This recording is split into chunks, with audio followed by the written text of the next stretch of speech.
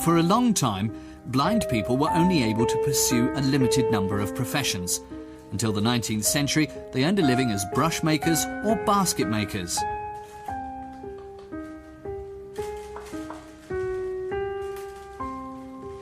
They were excluded from the world of books and education. To bring their own thoughts or news to paper, one key thing was missing: a system of characters which they could read and write.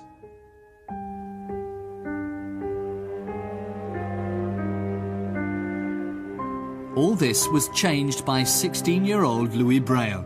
In 1825, he developed a system of writing that is still used by the blind all over the world today.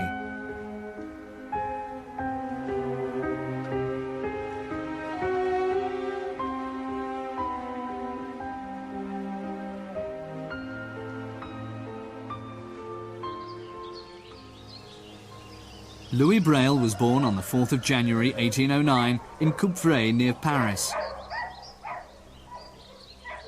At the age of 3, he injured his eye with a knife in his father's saddle-making workshop. An infection eventually spread to his healthy eye.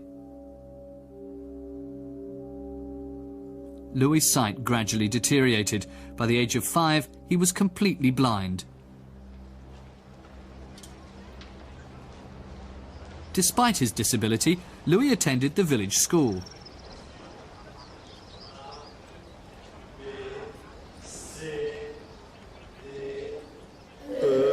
He learned the alphabet and multiplication tables, but he did not know what letters and numbers looked like.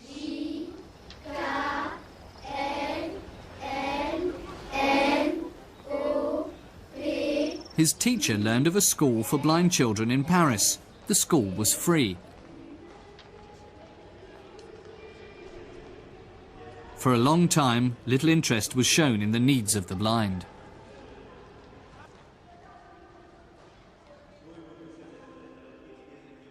In 1749, the French writer Denis Diderot wrote about their plight in his Letter on the Blind.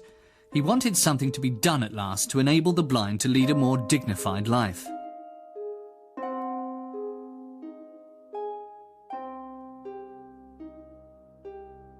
Diderot's appeal moved the entire nation. Valentin Roy was the first person to take action. In 1785, he founded Europe's first school for the blind in Paris. Roy also developed the first system of writing for the blind. To produce relief print, he used an iron stylus to inscribe letters in mirror-inverted form onto thick paper. In this way, sighted and blind people were able to read and write these characters. This was a matter of particular importance to Roy. For educational reasons, he rejected the idea of a secret code which only blind people could understand. By the time Louis Braille joined the Paris School for the Blind in 1819, Roy's system had gained recognition. The school's new director, Dr. Pioneirs, had even set up a library for his pupils, but only a few dozen books were produced in relief print. And these books were difficult to read, but inquisitive Louis soon knew them all. In 1821, former artillery officer Charles Barbier de la Serre visited the school for the blind in Paris.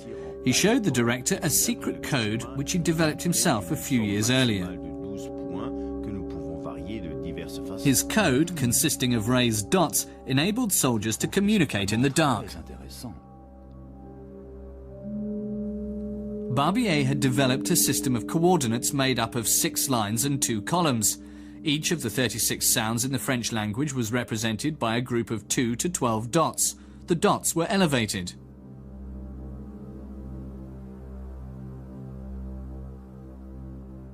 Barbier made his system available to the school.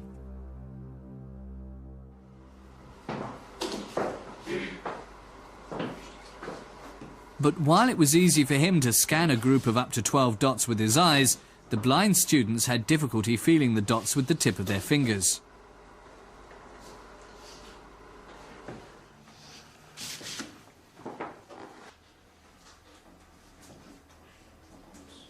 When they began to modify his system, Barbier was furious and left the school insulted.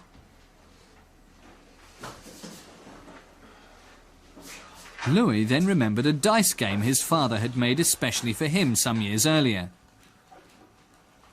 The surface of the dice was flat. The dots, a maximum of 6, were elevated. Louis was able to encompass the small number of dots with his fingertip all at once. Bearing this in mind, he began studying Barbier's system in greater detail.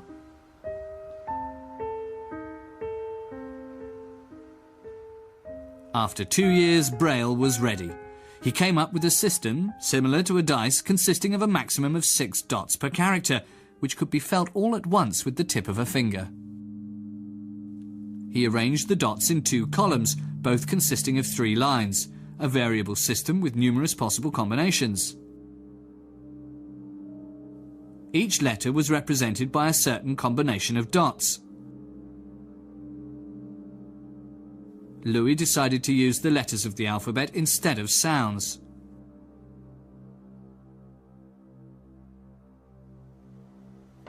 He wanted his system to be based on the written rather than on the spoken language.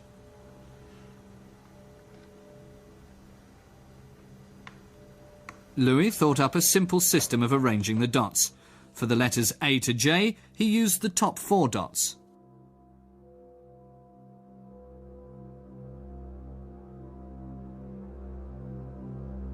For the letters K to T, he added the bottom left-hand dot to the first combination of dots, and for the remaining letters, he added the bottom right-hand dot.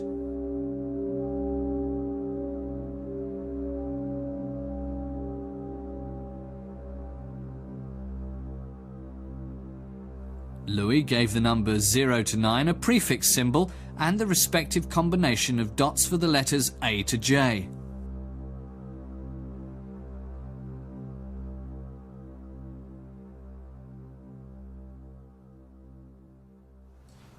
Because every dot is either raised or not raised, there are 64 possible combinations, enough for the alphabet and many special national characters.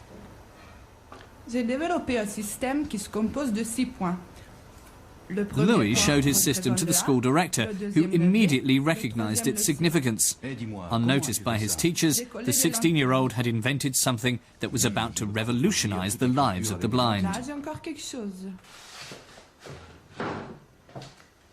But Louis had more to offer.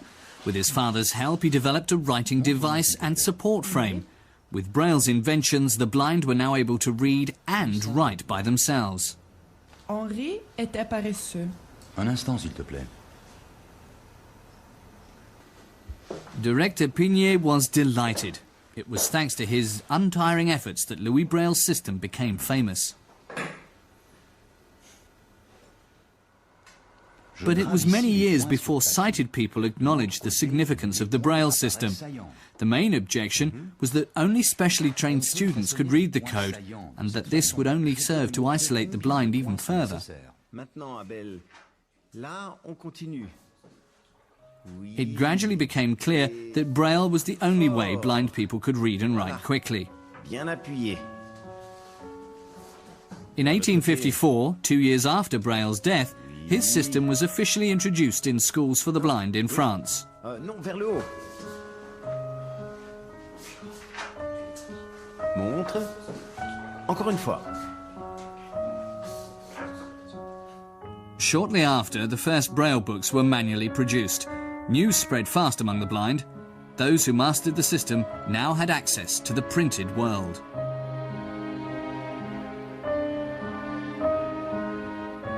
In 1878, Louis Braille's system was declared the official international writing system for the blind at a congress in Paris.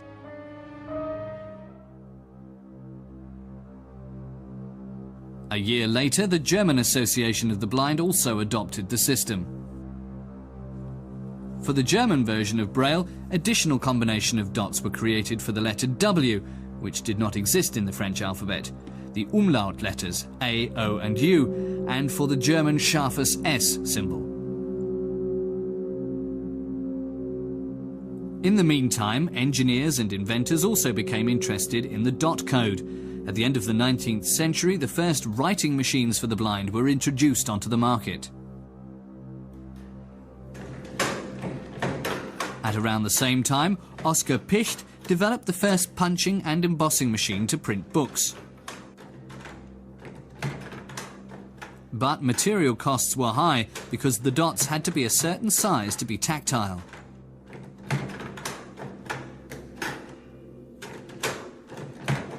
A solution was found in the first half of the 20th century in the form of a shorthand system. This more than halved the number of characters. The shorthand system saves space, but Braille books are still significantly thicker than books in normal print. Lord of the Rings in shorthand Braille, for example, covers 15 volumes.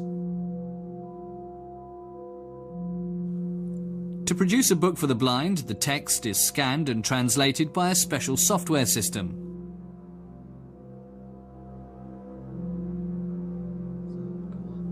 The blind text is then corrected by a blind and a sighted proofreader.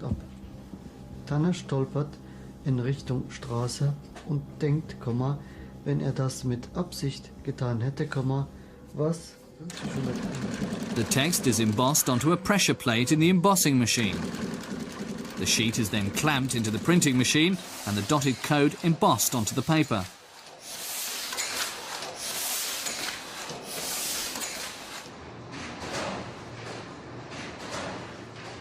The printed sheets are then ready for binding.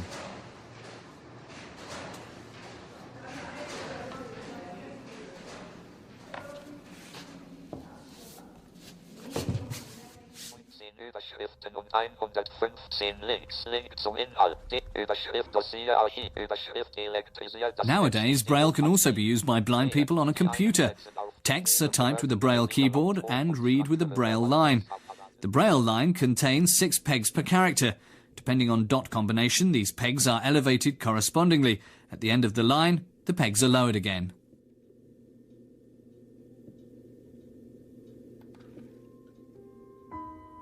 Today, blind people all over the world use Braille in many hundreds of languages.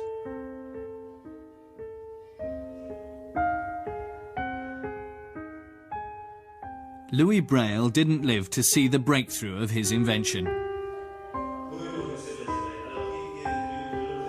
But as a teacher, he introduced many students to his system at the School for the Blind in Paris.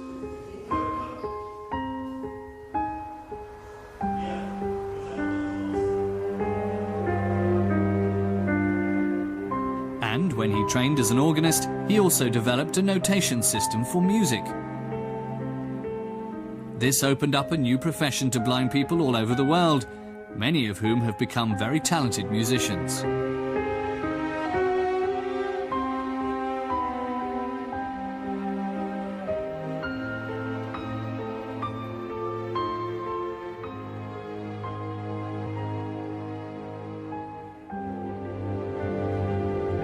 In 1852, at the age of 43, Louis Braille died in Paris of tuberculosis, from which he'd suffered for many years. He was buried in his hometown of Coupvray. In 1952, on the centenary of his death, Braille's body was ceremoniously reinterred in the Pantheon in Paris.